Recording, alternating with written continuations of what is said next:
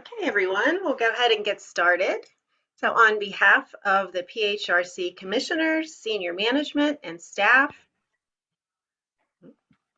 and we are recording. I would like to thank all of you for joining us today for our third installment of the 2022 PHRC Women's History Month program.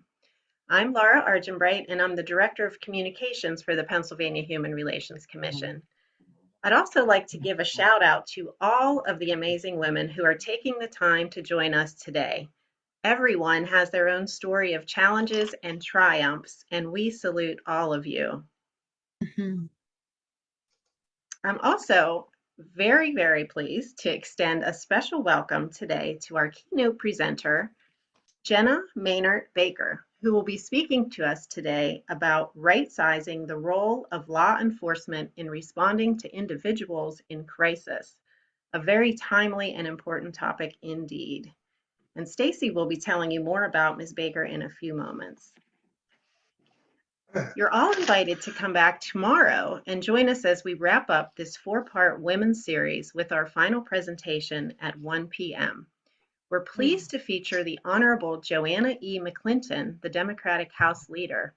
She will be presenting Women's History Month, the strides we've made, the work we still have to do. And we know there's a lot, so please plan to attend. So before we get started with the program, I have a few housekeeping items to cover. We ask that you remain on mute throughout the program, so please take this time to mute yourselves if you're not already. If time allows, there will be a few moments for questions at the end of the presentation. This session is recorded and live streamed on Facebook. So everyone is aware we operate on the basic Zoom meeting module, which is live and we're all in the same room. So it's very important that you remain on mute and are aware of your on-camera presence throughout the program. Finally, I'd like to thank Ian Fenistock for helping behind the scenes and our interpreters from DHI who are providing closed caption and ASL services today.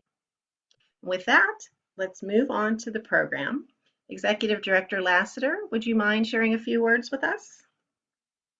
Yes, thank you so much, Laura. Good afternoon to everyone. Welcome to what we call here at the PHRC, our beloved community, where you will be welcomed into a very safe and brave space. Let me quickly thank Laura and Stacy.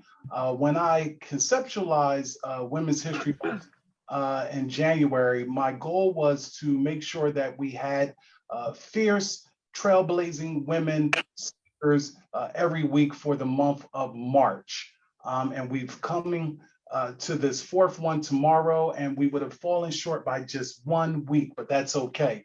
And the reason why I thought it was important is because males in leadership oftentimes are rife with forms of male dominance, toxic masculinity, and outside of my role at the PHRC and other capacities, I'm working on delivering with some other colleagues the first female mayor of the city of Philadelphia. And over the next couple of years, I think there's a possibility that if we're all on one accord and we reach social justice consensus, we can deliver the first female president of the United States in the fabric of our democracy.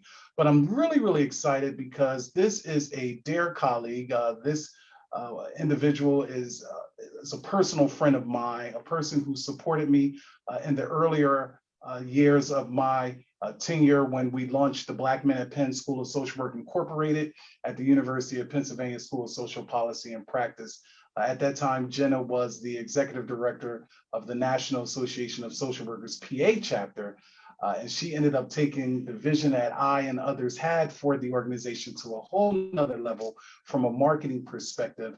And during that time, if you were in and around the Harrisburg State Capitol, you would see pictures of the Black Men at Penn on bus shelters, talking about the beauty of Black male social workers. So I'm just really humbled and honored to have a colleague, but also a friend, a person that I've admired her intellect for a period of time. I also want to just simply say, once again, thank you, everyone from the PHRC staff. I know that a lot of us are busy and we're in multiple spaces, but just taking your time out to join us for this Women's History Month event.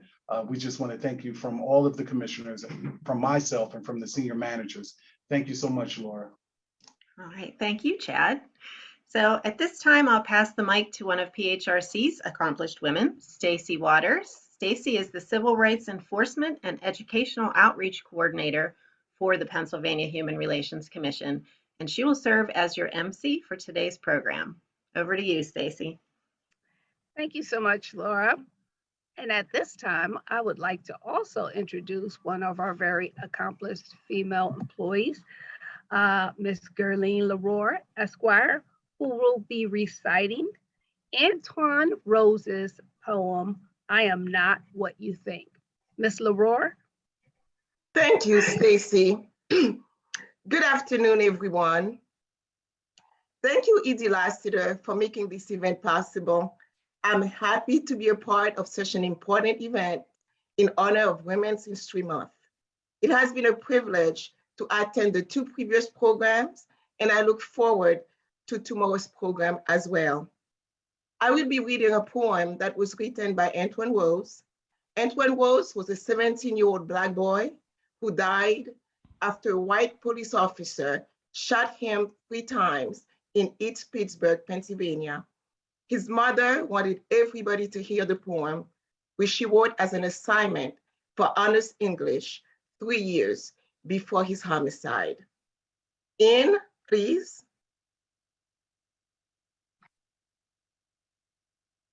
I am not what you think, by Antoine Rose. I am confused and afraid. I wonder what path I will take. I hear that there's only 2 ways out. I see mothers bury their sons. I want my mom to never feel that pain.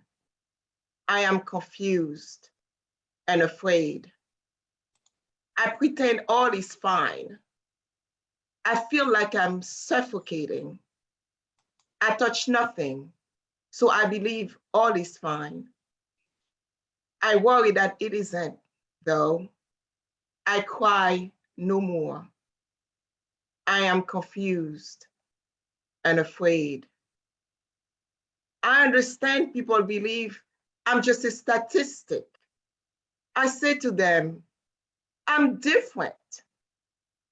I dream of life getting easier. I try my best to make my dream true. I hope that it does. I am confused and afraid. Antoine Rose Jr., July 12, 2000, June 19, 2018. Thank you. Thank you so much, Gerline. Please provide applause to Ms. Leroy for that beautiful recitation. And now I would like to introduce to you our keynote speaker, Jenna Mehnert Baker. Jenna Mehnert Baker started her career working in domestic violence, rape crisis, child welfare, and juvenile probation. Building upon her direct practice experience, Jenna worked for the mayor's office of the Criminal Justice Coordinator in New York City, where she oversaw the distribution of $45 million of federal Department of Justice grant dollars. Jenna also served as the deputy director for the Community Police Relations Task Force that was formed after the beating of Abner Louima by 3 NYPD police officers. Jenna Mehnert Baker holds an MSW from the University of Pennsylvania and is currently a doctoral candidate in public administration at Westchester University. She is a results-based accountability fellow and currently serves as faculty at Kutztown University. Please allow me to introduce Jenna Mehnert Baker. Thank you very much. Should I take over the screen or is that okay?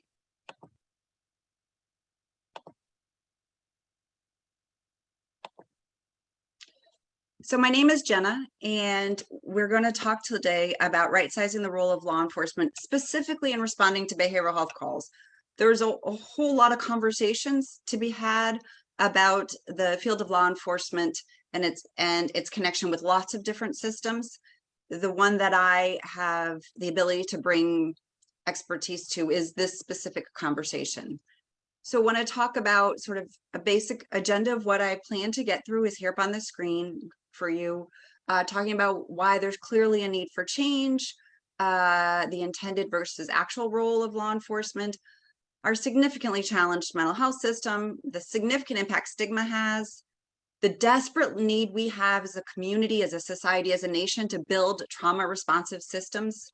And I'm going to do this plug probably more than once, but if you have not listened to or read Oprah's book, What Happened to You, I urge you desperately to do so, because it talks both about, Oprah uses examples of her own trauma, but Dr. Perry, a neuroscientist and a psychiatrist, talks about the impact, the intergenerational impact, the individual impact of trauma, and we must build systems that are trauma responsive.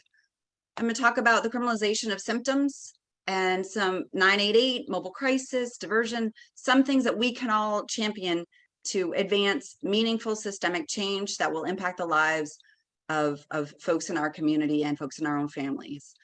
I always, we all come with our own perspectives and backgrounds, and I feel it's important to, to kind of share mine. As was previously stated, I worked in the Office of the Criminal Justice Coordinator, and I was the Deputy Director of a Police Community Relations Task Force. If you read about the report, it wasn't very popular. I did write the report. I was the person who would staff all of the meetings, both the community meetings, after those of you who are too young to know, a Haitian immigrant in a case of mistaken identity, not that it would be okay if it was the right person, it's still criminal and horrific, but was beaten and sodomized by 3 New York City police officers. And from that, there was a large working group that actually had some good recommendations that never saw the light of day. I also then worked for the Office of the Mayor's Office, the Deputy Mayor for Public Safety and Justice in DC. More recently, I was appointed by the International Association of Chiefs of Police to represent all the NAMIs in the nation on their Blue Ribbon Committee on Mental Health and Law Enforcement. It created something called the One Mind campaign, calling on 100% of law enforcement to be mental health first aid certified and 20% by division or department to be part of a CIT program, which we'll talk about those. In 2016, I co-led a team from a sheriff's department to the Stepping Up Summit. If you aren't familiar with the Stepping Up Summit, it was a wonderful initiative focused on diverting people with mental illness out of the criminal justice system.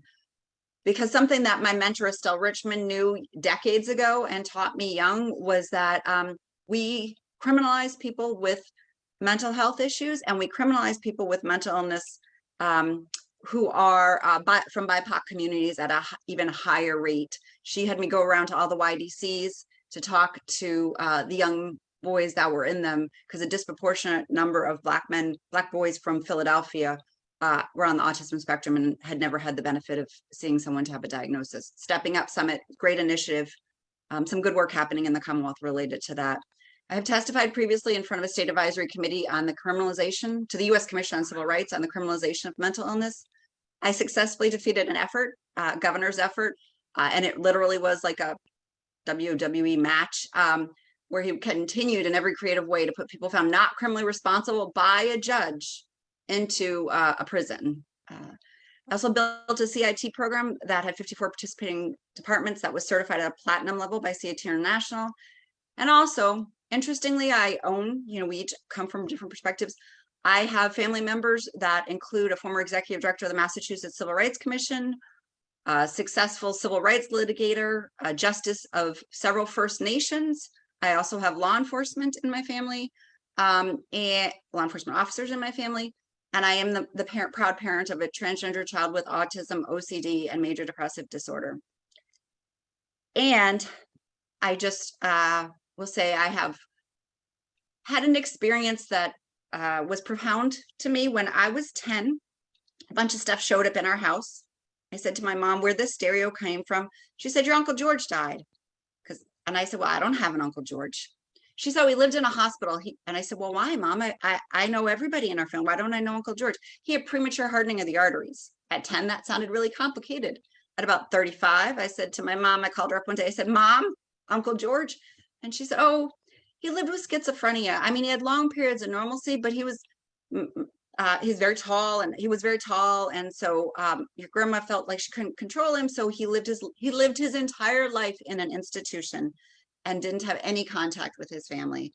That is not that long ago that is how our mental health system treated people with mental illness. So I think that's something that motivates me a great deal and motivates lots of folks in the peer community around talking about mental illness and how we treat mental illness.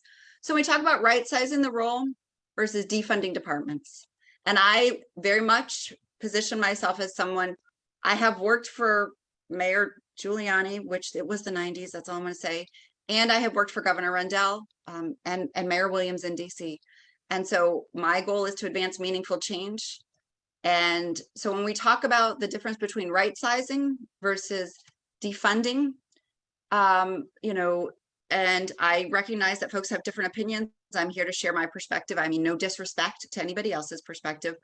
But when we talk about right sizing the role of law enforcement, that is talking about recognizing that law enforcement is supposed to be agents of the public safety system. And we also recognizing that currently they're the only professionals who can say no to calls, even when they're completely outside their skill set and they know they shouldn't be responding. They know they are not the sort of appropriate responder.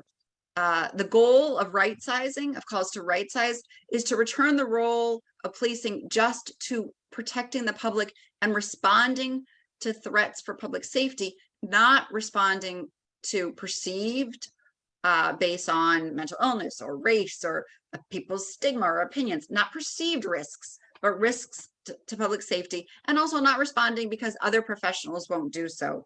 When I investigated child sexual abuse and I went to remove a child from a home, I didn't get to say, well, that dad's probably going to be mean to me, so I'm just going to call the police.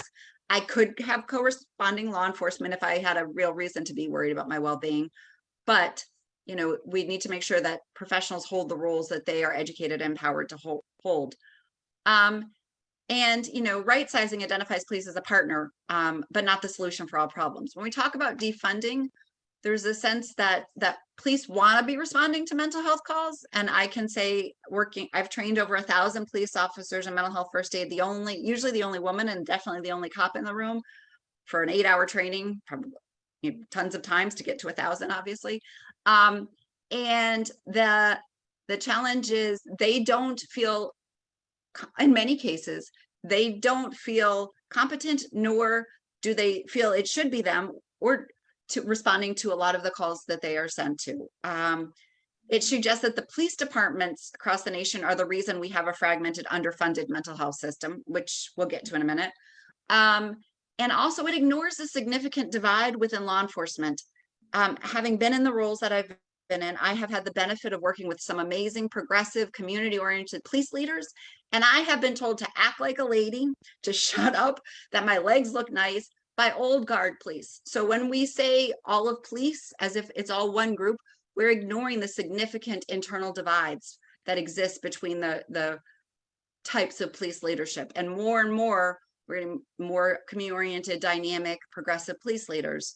And we also polarize the general public against law enforcement instead of uniting them for a solution, because there's a lot we need to work on.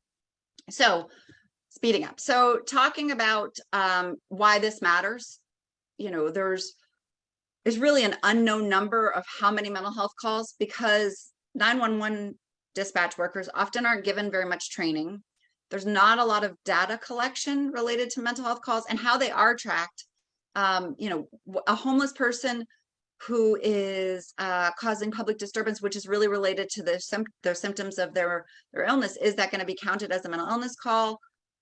I've worked with police departments whose systems, their systems that operate on their computers in their car, Spellman, IMC, any of those, don't even have the ability to track mental health calls. So getting a number is challenging. Broad definition, group of officers I individually spoke to them and each of them to estimate would say it's 40%, and it's way more of those calls on the radio every night than it was, you know, 20 or 30 years ago. And the Treatment Advocacy Center has done a data review that says individuals with acute and unmet behavioral health needs are 16 times more likely to be killed by law enforcement than any other population. So that's why this conversation matters. When we talk about the first step is getting to the place that we all recognize, support, and advocate that brain health is physical health. Whether we call it behavioral health, mental health, the substance use disorder, our brain is part of our body, and our brain is impacted by our genetics, by our intergenerational trauma, by nutrition. Omega-3 fatty acids have a huge role in childhood of preventing the expression of some mental illness. We all know the importance of adverse childhood experiences and really being mindful of those and building trauma responsive systems. Poverty in itself is a traumatic experience that we need to work towards alleviate in this nation. And just the individual traumatic events that people experience impact their brains. So stigma stops people from seeking help, and stigma fuels the destructive belief that recovery is easy. You know, I've been told that if a bum will put down the bottle is what someone referred to as substance use disorder. And I'm like, no. You know, the understanding of the complex nature of the brain, as complex as our heart is or any other organ, we need to respect that our brain health is physical health and stop separating it from the rest of our body if we're going to really make inroads on how we approach behavioral health, mental health, substance use challenges that we and our family members and loved ones face.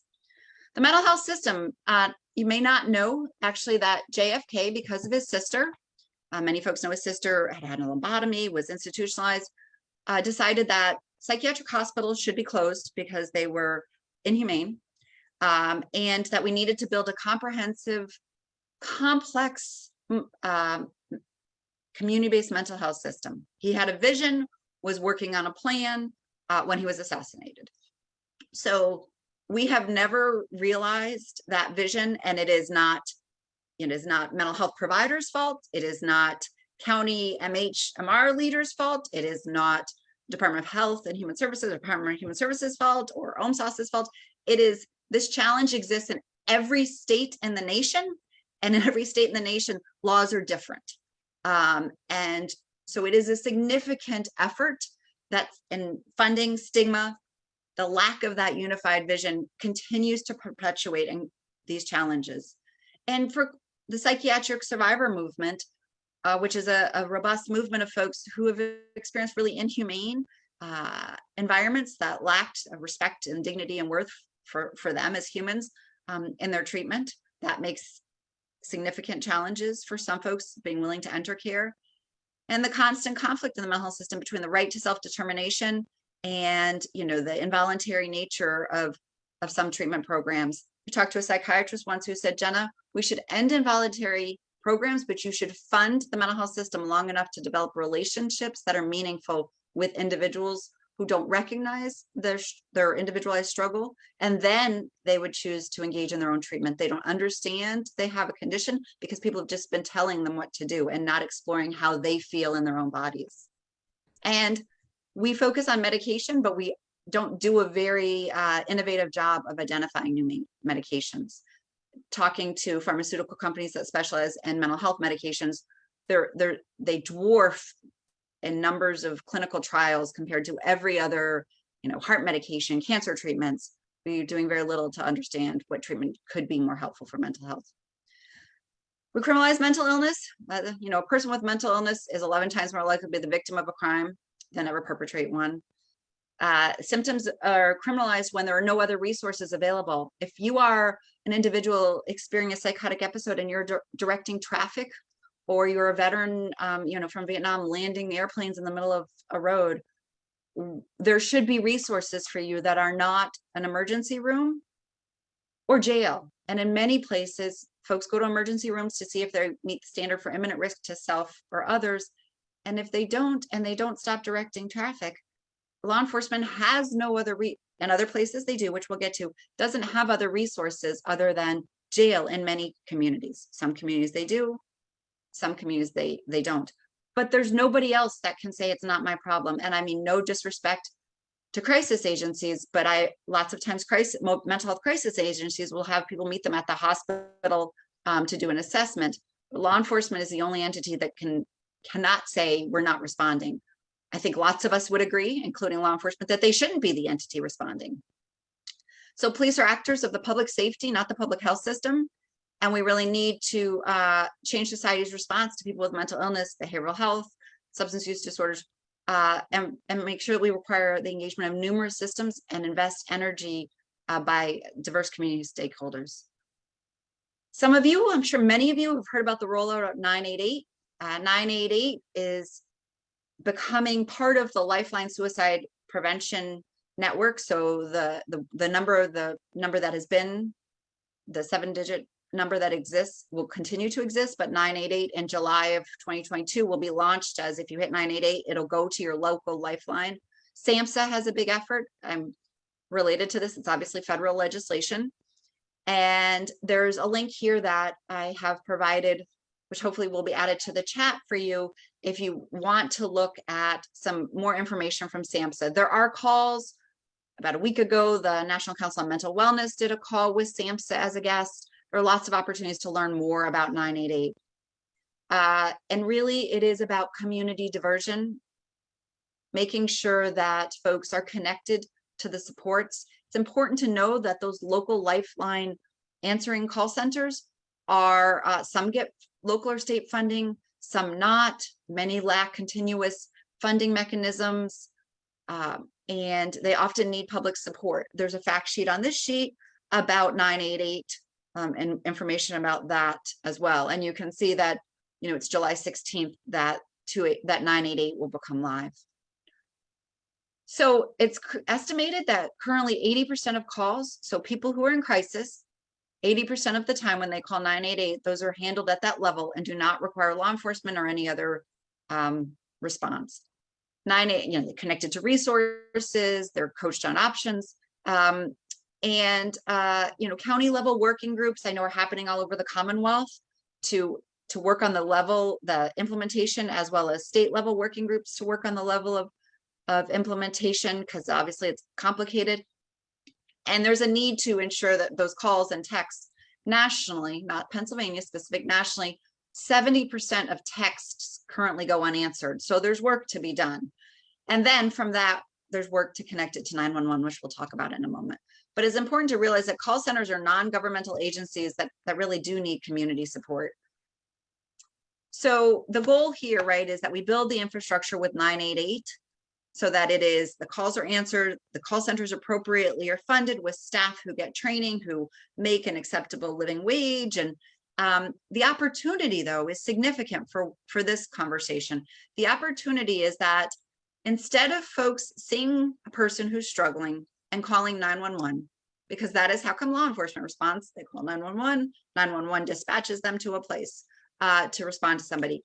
If we could get to the place where people called 988 and 988 did an assessment, and only when there was an imminent risk of public safety did they then transfer the call to 911, or 911 you know, they could transfer back and forth depending on imminency. No imminency goes to 988, imminency of public safety risk goes to 911. But then we don't send law enforcement to these situations. I don't know about all of you. Like I've said, I've trained a lot of cops and I've done a lot of legislative work with police chiefs and sheriffs. A police car behind me in a uniform still makes me incredibly anxious. And so sending law enforcement to people in crisis is only going to heighten the situation. It is, no matter how lovely the officer. And there are some times that is still needed, which we'll talk about in a moment. But so on this slide, I have a wonderful document from Vera Institute of Justice. If you're not familiar with the Vera Institute of Justice, I had the honor of funding them when I worked in New York City. They are a wonderful entity, do lots of great research and program implementation guidance. So this article that is here talks about mobile crisis teams, intensive case management, co-responder teams, and CIT as justice system diversion programs for people with behavioral health, mental illness, substance use disorder. I say all of them because people call them different things, and I want to be clear, I'm talking about the whole shebang. So my goal today is, and I know that some of you, this information will be things you already know, and some of it will be things you've never heard of, and some of you will be in the middle. So I apologize if I'm repeating information for folks, but one of our goals collectively, citizens of the Commonwealth, should be to build mobile crisis teams. So they respond to calls for service that result in the dispatch of a trained team of trained responders. They can include licensed mental health clinicians. They can include certified peer support, and depending on the community, they could include clergy. I've done a bunch of work with First Nations, and in those situations, they would need to include tribal elders. So it gives the opportunity to be very culturally competent and responsive to the community in which the mobile crisis team is responding. And so mobile crisis literally is that. It is not meeting at the emergency room. It is not doing assessments. It is going to where individuals are and working to de-escalate the situation and connect them to resources. Obviously, it's not the intent to send mobile crisis to situations where, somebody is armed and threatening and there is a need for a public safety response. But the vast majority of people in a mental health crisis are not armed and will be successfully de-escalated should a team of folks who specialize in de-escalation arrive. And they go beyond just assessing imminency to risk to self or others. And here on this page, there is another VERA document link that is for behavioral health crisis alternatives and talks about mobile crisis teams. Has some really great guidance about the development of mobile crisis teams. So co-responders. Co-responder is another option. I actually think of them as you should do all three of what I'm going to talk about. And unfortunately, often communities pick one or the other or two, and then they find out that the models they picked are starting to lose fidelity because they've got to do other things. So in Jenna's perfect world, there are mobile crisis teams that are non-law enforcement, peer support, clinicians, culturally responsive to the communities that they're in, and they're to de-escalate and connect to resources. Then there's also co-responder teams, which is a police officer and a clinician who arrive to calls together. So in this world, when I say co-responding, I mean they're in the cruiser together. There's other models of people say co-responding, they mean, well, the crisis worker and the cop show up to the same scene. Well, those are each individually doing their jobs, showing up at the same scene. When we talk about co-responder, it's when we're embedding clinicians into law enforcement, and they often become police department employees, which is an important thing to note. They become police department employees in that situation, and so most of the time. And so they respond to public safety calls where there's clearly a behavioral health need. They are there to help an officer in a more complicated mental health call, but the officer is still needed because of the significant risk of potential for violence, but they are not responding alone. So they have a great deal of value in that joint response. They have their clearly defined roles. The officer has the lead of the situation, is in lead until they determine it's not a public safety risk, but the clinician could be there coaching the officer on things they're seeing related to the person's potential diagnosis or level of elevation. And it also provides police departments the added resource of a built-in mental health expert. And I know several clinicians who are co-responders, and they tell me that even when they're not responding, they're coaching. Officers will come in and talk about a complicated call they had and look for ideas of how they could have handled it different. They're coaching officers even when they're not co-responding. And they're also engaging in some work around officers' own mental well-being, which we'll touch on in the end. They're not, the goal is not that co-responders go out to every mental health call when there is no public safety risk, because you're still sending a uniform and a cruiser to a non-public safety issue, which is what we don't want to have happen. We do not want police showing up to behavioral health calls when there is no public safety risk. And having a mental illness does not automatically make it a public safety risk, despite society's stigma. So then the next part of this, sorry, there are 4 pieces, not 3. The third part is crisis stabilization. RI, an entity out of Arizona, operates with the motto, "Thank you very much, no, go bring us another one," which is a 6-minute drop-off for police officers, whether you call them crisis stabilization, assessment centers. They're very highlighted in the Stepping Up initiative. The goal is that you give law enforcement somewhere other than jail or the emergency room to bring a person who is clearly struggling from a mental health, substance use, behavioral health perspective. They are not required to be sober. They can be high, no detox required.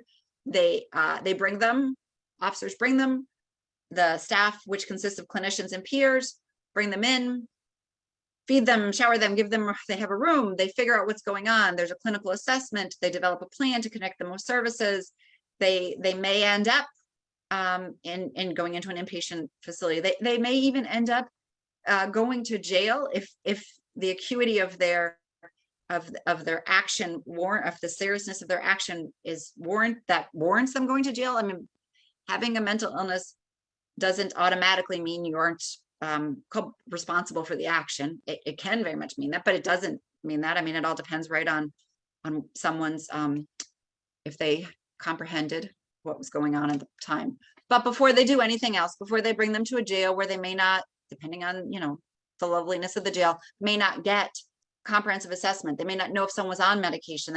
They bring them to a stabilization program called lots of different things, operated lots of different ways, but we should make sure that every citizen in the Commonwealth, every community in the Commonwealth has access to crisis stabilization programs. CIT. So CIT is not a police training. It is a community response program that was developed in 1988 when the Memphis Sheriff's Department shot and killed a Black man with mental illness. They got together, clinicians, the police, the Sheriff's Department, and the local National Alliance of Mental Illness chapter, because the National Alliance of Mental Illness chapter was the advocates, and they were obviously not happy with what happened. And they collectively came together and said, what are we going to do? And they started by forming a steering committee and partnerships. So CIT is at its heart about partnerships between law enforcement advocacy and mental health providers. They have community ownership over planning and implementing and networking how their CIT program is going to be developed. And so there is a 40-hour CIT training week, but officers have to apply to go to that training. The training it's 10 hours of it has to be de-escalation. So it's really skill building.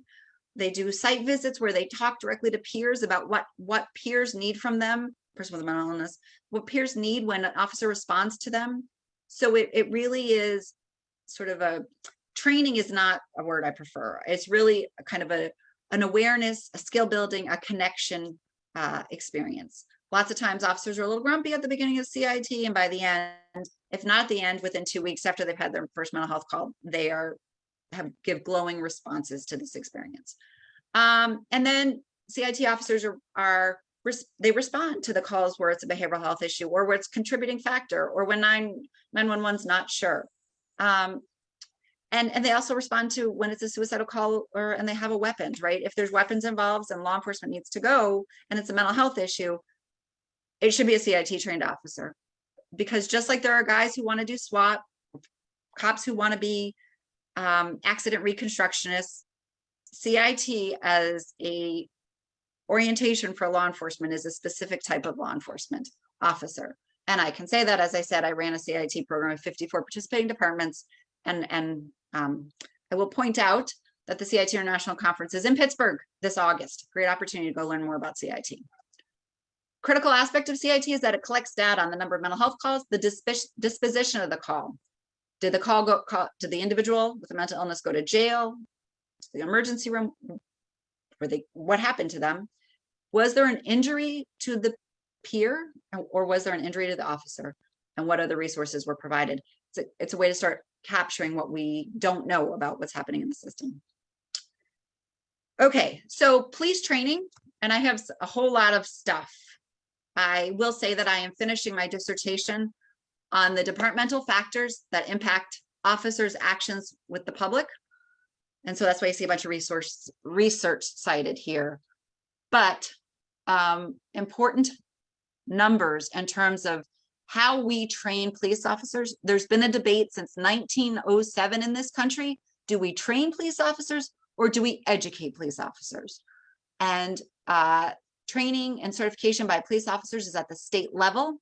There are national calls for policing degrees within the criminal justice field. But right now, police officers are certified, and those requirements for certification differ by department, by state.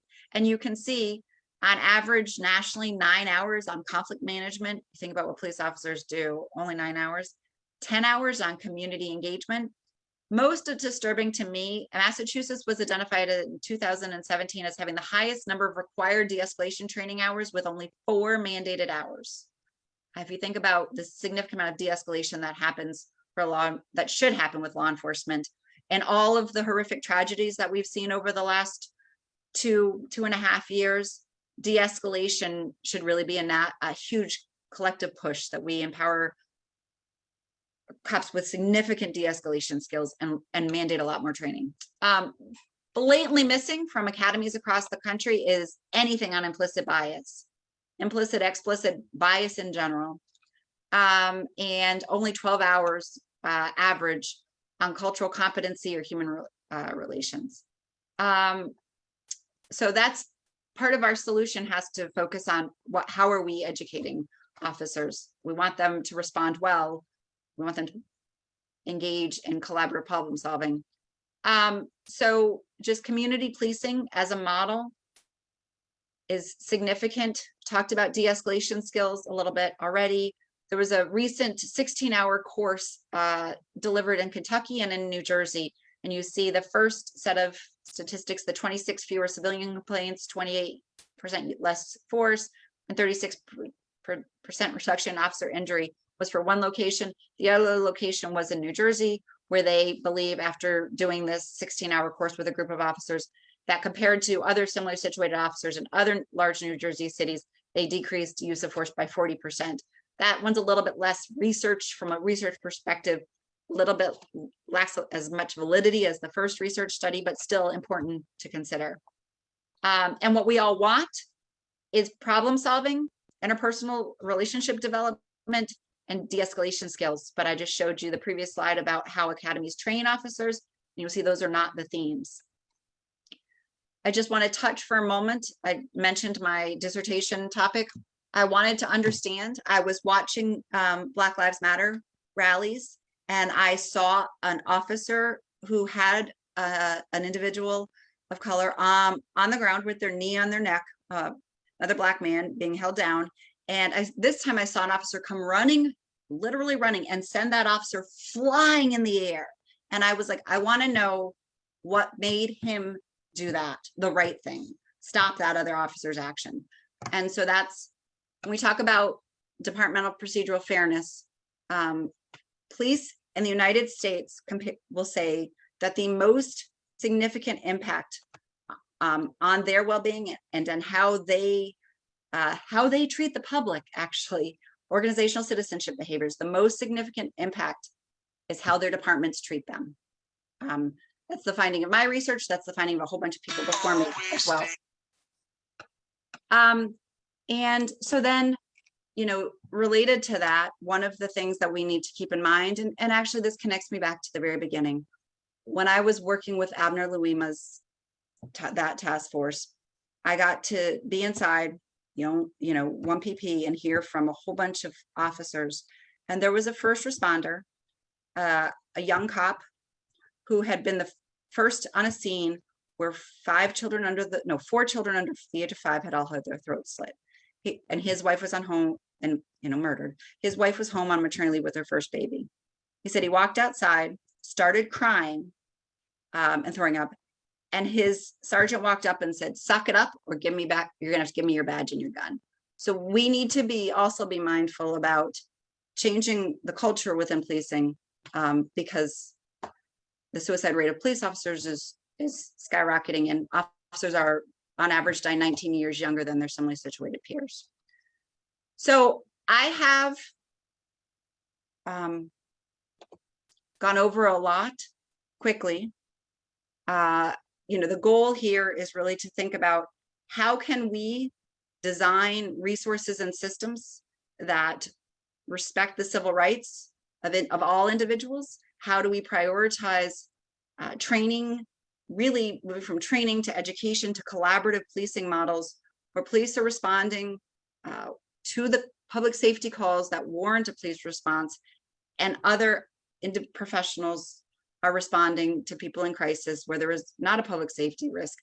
And you know, we all watch some of the, you know, horrific footage over the past 3 years and realize how unnecessary those outcomes were, and how much I look at them and really I end up screaming at the TV about how much we need to prepare officers with the ability to de-escalate situations. And I recognize that, you know, we all view things differently. But so my goal today was to really just get folks to start to understand 988, to understand the huge impact it can do if we all support it in diverting calls from 911, to understand the need to build, you know, multi-factor robust systems to divert people from justice system contact when they have behavioral health, mental health, substance use needs that are the reasons they're coming in contact with law enforcement, or may not be the first reason, but become a contributing factor to how they're treated or how that call unfolds. And to keep in mind that folks like the Vera Institute of Justice, the Stepping Up Summit, there's a lot of great guidance out there. And if we could unify and really push collectively for and work in partnership with the folks on the county levels who I know are really committed to doing things well. And at the state level, they share that commitment, and collectively, you know, if we can all work to advance meaningful change that we all want to ensure that the civil rights of all Pennsylvanians are protected and we don't lose any more lives unnecessarily. So, Stacy, I think I'm supposed to turn it over to you. Thank you. Yeah, this is now our Q&A portion, and I don't yet see any questions in the chat.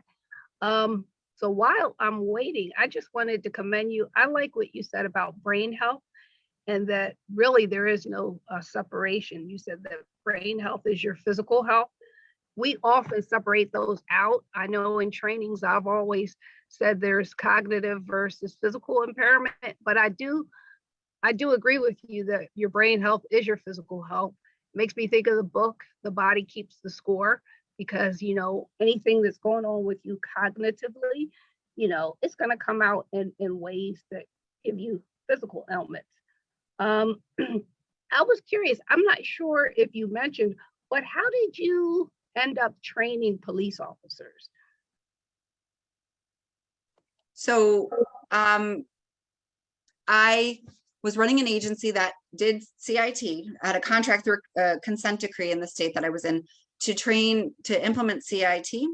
And I had a conversation with the colonel of the state police in that state who said, I don't have the ability to send them all or, you know, to send really very many to CIT, but I'd like to get them all something trained. So we started with mental health first aid, because mental health first aid is a one-day training. And it really is just awareness level. It's not skill level at all, but it starts, you got to break through the stigma before you can build the skill.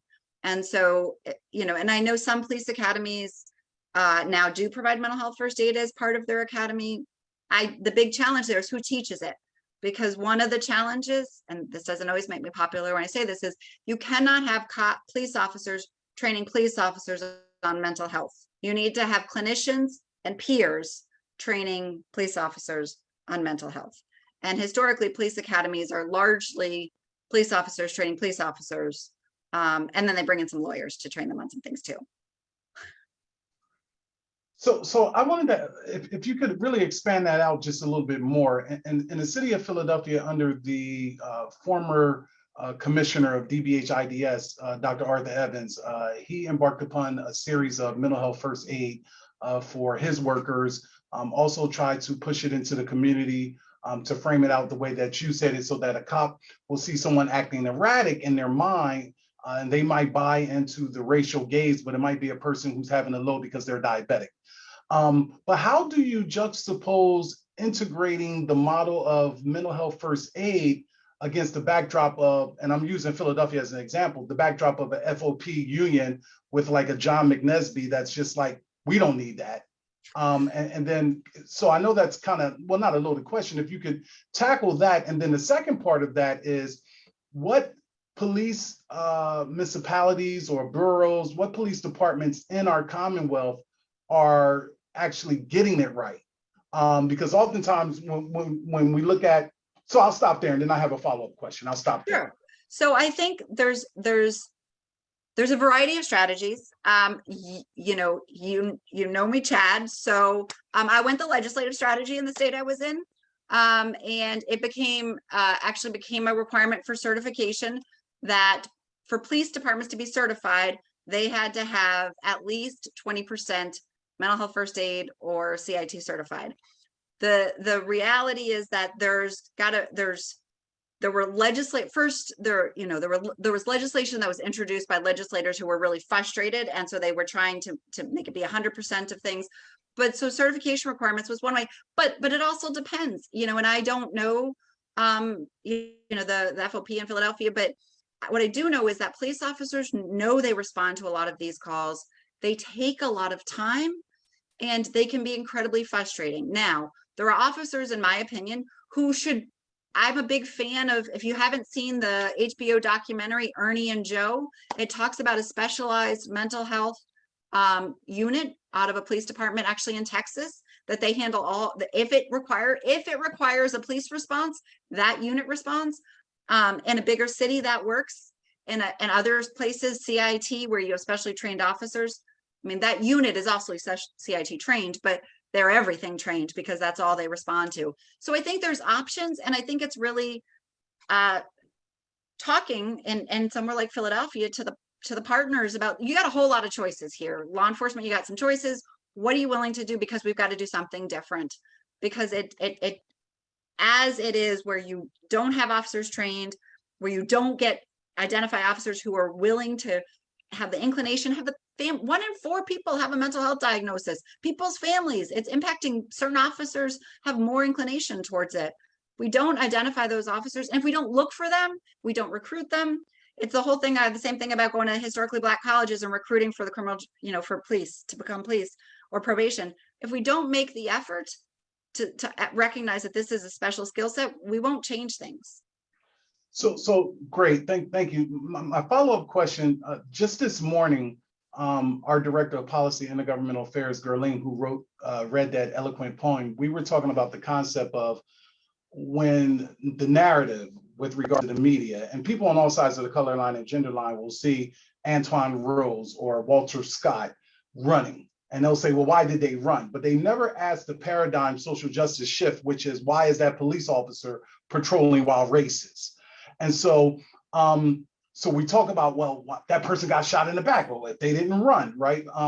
So how effective is unconscious bias training for police departments vis-a-vis anti-racism training? Because anti-racism training, to me, gets to the underpinning of the psyche of white supremacy that sees Black and brown people as marginalized, non-person, non-entity. And when something can be non-person, non-entity, then you can do what happened to Amler Diallo. You can do what happened to Louima. You can do what happened to Sean Bell. Say their names. You can choke out Eric Garner over a Lucy, but yet you juxtapose that against the backdrop of Kyle Rittenhouse, Dylan Roof, and multiple others who go unscathed. And I know that's loaded, but you and I, this is who we are. And so, I would love to hear your opinion on that, because we have police departments that are saying, let's do unconscious bias training. That's touchy-feely. Anti-racism gets to the fact that there are some of these officers who literally have a deep-seated hatred for people of color. Well, and I'm going to sound like a middle of the road a little bit here, but my challenge is the institution of policing, we know, is historically why it was created to go get runaway slaves. We know the institution of policing and preventing, and enforcing segregation and the civil rights. But I struggle because I don't know the intent of I mean, some of those situations, obviously, but I won't even attempt to comment on. But what I would be curious to know is to do those, to do intentional training efforts, and then figure out what's best practice, right? Because I don't know what's best practice. CIT is a best practice program, tons of research related. Same with the other models that Vera has endorsed. We need to do research. We need to figure out how do we get at that. And I'm going to say that part of what I learned working with NYPD with Abner Louima was that those guys literally shut it down after babies in ovens, 3-year-old rapes. They just shut it all down. And so I don't have any ability to challenge your hypothesis that they, that it's any evidence to say, well, it's not racism, right? I'm not saying that. I'm just saying what I know is absolutely a factor is that the job of policing, we don't address their mental health. We stigmatize any mental health as weakness. In fact, I got passed in another state, workers' presumptive eligibility for workers' compensation for first responders diagnosed with PTSD, not because they were all going to file for workers' comp, but because I wanted it defined in law that it wasn't a weakness, it was a workplace injury. And so, yes, there's all of that, the racism, the sexism, the homophobia that impacts how everybody acts. And it's, got deadly consequences when people are armed, right? But what I do know also, though, is that we turn, as a nation, we turn cops, both collectively and their departments often, into robots. To survive. No, I appreciate that. And I'm certain there may be some other questions or comments. And I just wanted to follow up because I think that one of the things that you and I could possibly do in this space, along with Stacy, is get a meeting where we can have a conversation around, and you're already doing this, but the aspect you struck a chord with me, because certainly we want to see the humanity of who they are as well. As we say that we want them to see the humanity of Black and brown and all people. And you're right. The deficit, though, is that there's not a biopsychosocial assessment that is done around the triggers and the trauma that they walk away from. They go from one traumatic scene to another traumatic scene. Nevertheless, I think one of the challenges with a lot of them, not generalizing or stereotyping, is that the cool pose against the backdrop of toxic masculinity and the machismo and the bravado does not allow them to humanize themselves. I think that there are cops that I've worked with in Philadelphia who will say, listen, I didn't stop you because I'm racially profiling you. You have a light bulb that is out because it's raining and the visor that covers the tail light is broken. And, so they also have to humanize themselves away from, like you say, shutting it down. They need to tell the story of like, listen, I want to go home so that I can this weekend see my child get baptized. I want to walk my daughter down the aisle. I want to go to this ball game, this Phillies game, or whatever the case may be. And oftentimes what they do is, I'm just talking about the Philadelphia model, not all of them, not generalizing stereotyping, they stay away from their very own humanity. Because it is a form of injustice when they're called out for an incident of domestic violence. I have law enforcement in my family. And they go to a home and they knock on the door. It's very unfair that the person behind the door blows them away. And all they were doing was coming to answer a call because of 911 and some sort of, challenge. The situation we had in Philadelphia with Walter Reed was mental health, right? And so people, they get seduced along the black-white binary, but I'm gonna stop there because there might be some other questions, but I think that there's a way that PHRC can work in this space with other providers around, kind of like maybe a conversation where law enforcement actually come and tell their story of who they are. Like, I'm a white officer. I'm not trying to racially profile, I think, I joined because I wanted to make sure that we spoke back to those stereotypes, those myths of law enforcement, the anthology of police brutality. But yeah, this is great. And Chad, I just want to say one more thing. You asked about who's doing it well. So CIT in the Commonwealth is largely being treated as a training. Scranton area actually got a 3-year, $900,000 grant several years ago to do CIT with all the components of it. But I don't mean to offend someone if they're on the phone call and they're different, but I've spoken to anyone I can find that's in any county that says they're doing CIT, and I have yet to find them doing CIT with fidelity to the model outside of Scranton. Mm. So I'll just say that I don't think, obviously, there are any easy answers. Ms. Mehnert, you talked about police and I guess their life expectancy. I came from Department of Corrections, Pennsylvania Department of Corrections. I think it's even lower for corrections officers. Yep. You talk about the ACEs questionnaire. What I find is a lot of times, talking about trauma informed and taking that approach, we're trying to see, instead of, we're approaching things in regard to what happened to you versus what's wrong with you. But oftentimes the very people we're asking to pose that question, they have that same trauma. And I think you beautifully spoke of that. I think Executive Director Lassiter beautifully spoke to it as well. So I think our takeaway is CIT is one approach, but I think there's a lot more that we are going to have to do. So thank you for that information. And I'm going to turn it back over to Edie Lasser because I don't see any other questions. Yeah, we want to just once again thank you for just the presentation. And what we always do at PHRC, we're always in a listening and learning mode. And if you wouldn't mind, certainly with the material that you presented, we always say that if it's shared with us, we always give credit to where it is. And you know this as a college professor, there's no plagiarizing allowed. But if you want to follow up by sharing with us the data from the slides, you can send them directly to Stacy or Laura. Yep. And just once again, really, really excited about future possibilities and synergies. I want to thank you. Want to thank our interpreters here at PHRC. This is something that we've been doing in the virtual space over the past 2 years. So we want to thank our ASL interpreters. Want to thank all those who organize it. And even at this very pivotal moment, we're still at 67 people. The highest we were at today was 91. I'll end by simply saying everyone should kind of know my theory by now that we're not into numbers, we're into workers. So if only 10 people showed up, the information that you shared was vital, but we're certainly honored that more people showed up. And so we look forward to following up with you. And once again, blessed and happy Women's History Month, which is not just the month of March, but every single day throughout 365 days, we should be celebrating women, just like 365 days, we should be embarking upon Black History Month. 365 days should be Pride Month of who we are in our identities. And no one should be engaging in a form of xenophobia because we are wonderfully made. And we are, in fact, part of the beloved community and the human family. So thank you so much. And everybody have a rest of your day. Guys, I had my hand raised and no one ever noticed. We're so sorry. Please jump in.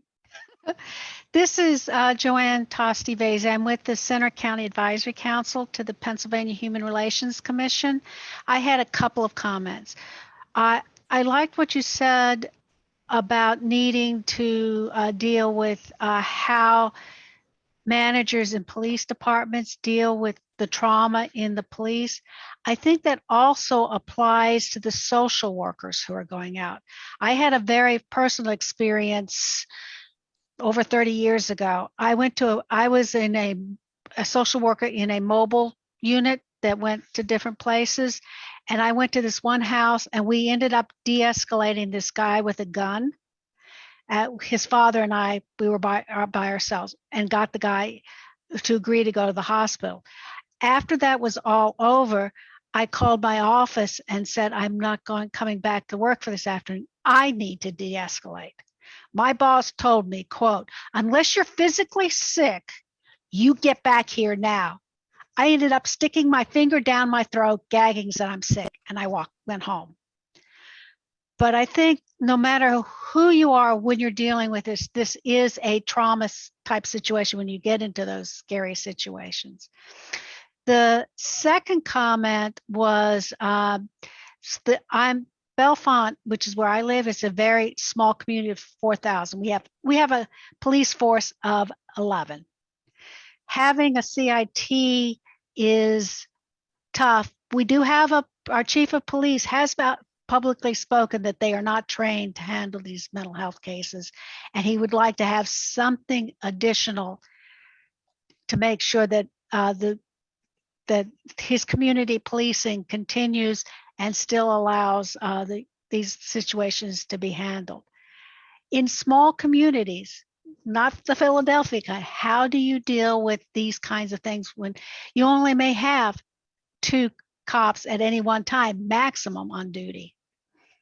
Well, I think in smaller departments, you do a few things. One, you make sure that you have your CIT team becomes all officers. So you make sure you're hiring officers who are willing and interested in developing the skills to respond to people with mental health needs. I also will say, and I don't know if it's the case in Center County, in the state, in a previous state I worked in, I also trained all of the game wardens, literally every single game warden in mental health first aid, because in some parts of rural states, in rural parts of some states, they're who gets to a situation before an officer can. So mental health first aid training, CIT training, even in tiny little departments, you can still, you know, do those trainings. Now, there's innovative ways, Joanne, to get it paid for from local United Ways, because the training could be free, but you still got to cover the officers overtime or have somebody come in to cover the slot. So I've seen United Ways pay for that. I've seen local foundations pay for that. I've seen one-time allocations from mayor's offices pay for that. You know, there is a real cost when you're tiny to get training in anything. And so there needs to be some innovative ways to do that, but it's definitely possible. And I have seen it in very rural areas happen. Thank you. And Joanne, thank you for jumping in. Check an email that I just sent you with regards to you, Stacy, and I. I think you raised a very pertinent question, and under Stacy's amazing leadership, we'll follow up with you about some possibilities. And I think, and I want to also thank you publicly, because we have to be mindful that there are 3 catchment areas. There are rural catchment areas, suburban catchment areas, and urban catchment areas. And it's not a one size fit all as it relates to social justice. Once again, we want to thank everyone. Unless there's, and we want to apologize because we didn't see our colleague Joanne, but does anyone else have a comment? Any questions that you want to raise? If not, we're going to go ahead and just once again end our program, and look forward to seeing people in the beloved community, safe space, brave space. We don't always have to agree on things, but we have another Women's History Month event tomorrow. And we bid you farewell. Thank you. Thank you, Ms. Mehnert. Thank you. Thanks, everyone.